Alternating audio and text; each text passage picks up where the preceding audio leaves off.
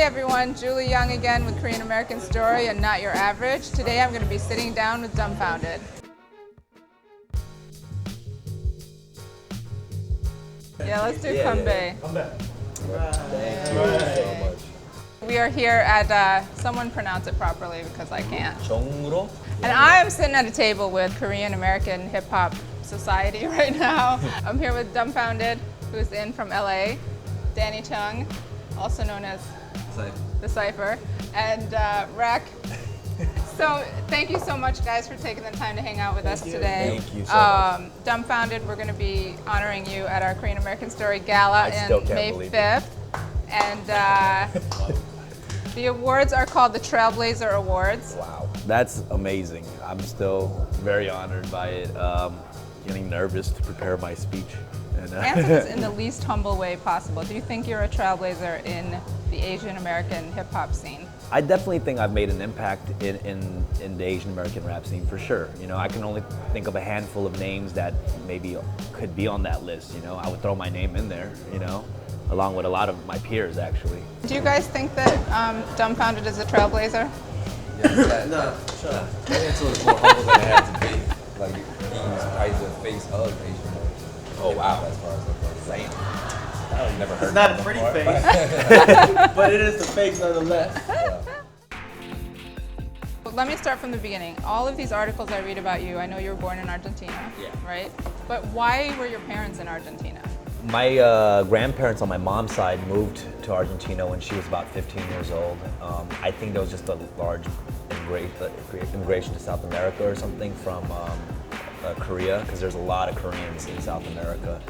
But my dad's side, I think my father just moved to Argentina for business in his early 20s, and that's where they met. And then decided to move to LA.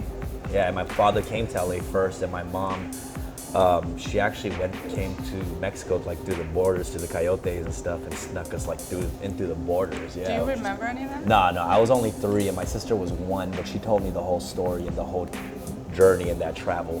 My parents, it's like they weren't the greatest parents in the world, but it wasn't because they just couldn't. They didn't have the they were busy trying to make a living, you know, for the family. So they weren't the typical family helping you out with homework. You know, when I need permission slip signed, they're just like, yo, sign that on your own. You know what I mean? So I just had all this freedom, and you know, and got me into a lot of trouble, but it also kind of exposed me to the hip hop culture. You know, positive things as well. My dad he's very Korean, conservative kind of style. My mom's like kind of hippie-ish, and that's kind of like who I am really. Like even through my music and stuff, I rep like being Korean a lot. But have you always addressed it, or was there a time where you sort of were like, okay, I'm gonna do this now? Oh, definitely. It was definitely a point where in the beginning where I didn't address it at all. Yeah. You know, and I thought it was kind of like whack to do that, you know? But I kind of later on really embraced it, because I didn't really grow up with a lot of Koreans, even though I grew up in Koreatown. I grew up with a lot of Latinos. I was called Chino till I was like, you know, 15 years old. That was my nickname, like my neighborhood homies and all that, you know?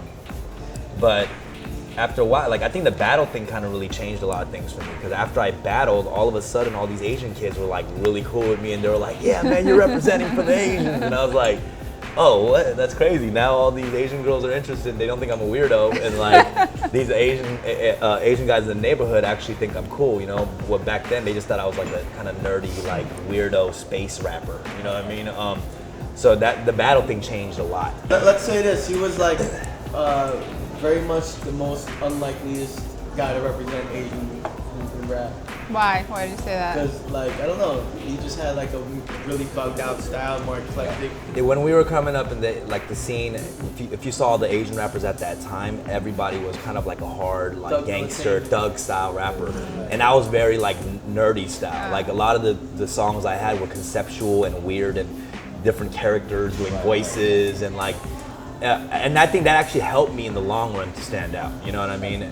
Because nobody was doing that. In the American conscience too, it's like they kind of have room for like one white rapper, like one Asian rapper. Right. And it's like, I mean, it sucks that it's like that, but that's how it is. It's like we can't push just anybody. And then like the dope thing about him is he showed and proved in the battle, like the battle, right? That's like undeniable. You can't say it was whack. It was like he went in. And then he started killing it with songwriting.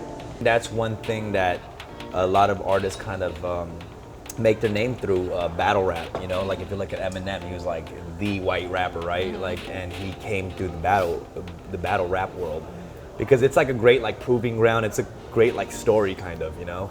You go up there and you have these opponents and you're like kind of beating the odds, like you know, against you. So yeah, that was kind of like a really good forum for me to really express myself, and I also just kind of address, you know, race, you know. Right. So. Which is your favorite song of yours? I think a lot of people are like, are we there yet? You know, obviously because there's like, it reached out to so many people. Yeah. Tell me, mama, are we there yet? Yeah, tell me, mama, are we there yet? I would name a couple of favorite songs. Like one of my favorite songs, I guess, is like from my first album, right? It's called K-Town Story. And I just liked it because I don't know, like I re-listened to that. I'm like, we're like, what mind state? Like, what mind state was I in when I was writing that? It was just like, yeah, it was like a slick joint, like homage to Slick Rick and Sheldon Story. But I'm talking about K-Town. A lot of these songs that kind of create this like alter ego, like Korean Jesus, or like I like a lot of these songs. I just feel like no one's done that kind of song, and like especially in the Asian community, no one's really done that kind of stuff. So it's like, it's kind of cool, you know. Was there ever a time when you were like, I shouldn't do this hip hop thing, where you wanted to give up, where you were like? No, because I never started this to make money off of it. You know what I mean? Like, it's weird. Like, I was in such, like, through my teenagers, I was in hippie mode. You know what I mean? Like, I just wanted to, like, I was working a job, and rap was something that I would always in my head, I was like, I'm always gonna do this. You know, even if I have a full-time job, maybe I'll just do it for fun, you know? I worked at Farmers Insurance. Oh. For a long time. I worked at... I think that's like, the definition of. Yeah, I was like, you know, a broker. I mean, broker's assistant. This was another odd job. I was actually a bail bondsman. Yeah, I was a licensed bail bondsman. Wow. So what do you do that? I would go to jails, solicit jails, and look for people to bail out. But to be honest though, that's when you felt most alive. So what does a 10-year plan look like for you? I don't see myself rapping, you know, 10 years from now. You know, it's not just like a rapping old dude. Like when you're a rapping old Asian guy, you're not just she rapping, bro. Like you're not just she rapping. But I have a lot of other interests, not because like I feel like I'm too old for it, but I have a lot of other interests as well. It's weird. Before I even started rapping, like my first interest was films. Like that's why I was into all those old films. I like a lot of classic actors and actresses too. Like I love Buster Keaton. I love like Charlie Chaplin, Marx Brothers. I love Lucille Ball. I was editing films. I did like documentaries when I was like 13, 14. I have like old like documentaries that I did because I was part of the inner city film program. That really helped me with all this stuff. But What are some of your favorite movies? ooh, that's tough. Old Boy, City of God. I mean, you know, all the classics too. All Stanley Kubrick films. Like I love Stanley Kubrick. Martin Scorsese, obviously. What about kids, family, any of that? Yeah. Yeah? It's, you know, it's crazy. I've almost like really never had a serious relationship in my life. Really? Yeah. But what about the second verse of Are We There Yet? Who was that? You know, I do say a lot about this. A lot of my love songs, like I've experienced here and there, but they're over exaggerated from my experience.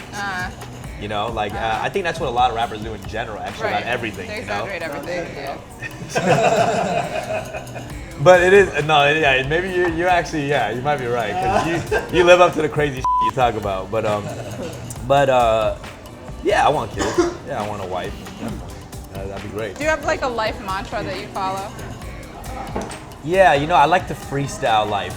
You know what I mean? Like the freestyle life. That sounds really corny, actually, but no, I do. I've really, things have somehow always worked out for me because I feel like I don't fight the universe. I'm probably the most stress-free motherfucker like anybody with me.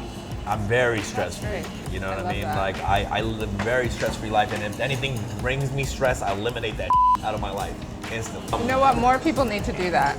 For real. There's times where I get confused about the direction I want to go to with my art and craft too. You know what I'm saying? They know. Like I've come to them and I go through phases of like even things I like to like try out, like as far as the look of what I want to do, you know. But it's like the authenticity is there because I'm not like trying to front. Like I'm very clear about me, like really wanting to find try different things and Right. figuring things out. Like you know what I mean? So Yeah.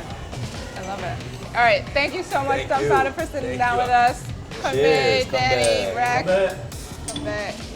Now let's chow. Let's eat some food.